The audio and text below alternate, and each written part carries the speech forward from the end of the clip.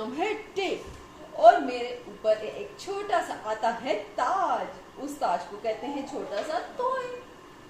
क्या मैं आपको पसंद आया? नहीं। क्या आपको पता है कि मेरे दोस्त कौन कौन से हैं? ये है टे से टोकरी, जो कि मेरी बहुत ही अच्छी दोस्त है और आप इसमें अपने सारे खिलौने रख लेते हैं। एक मेरी दोस्त है जो है टे से टोपी, जो कि आप पहनते हैं। और एक मेरी दोस्त है जिसका नाम है टे से टांग। क्या आपके पास टांग है?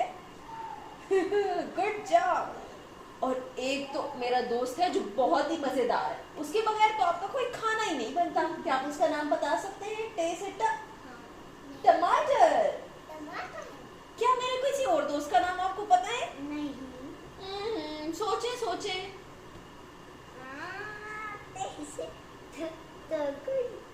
टोकरी। ओके चले, आज हम लिखेंगे टे से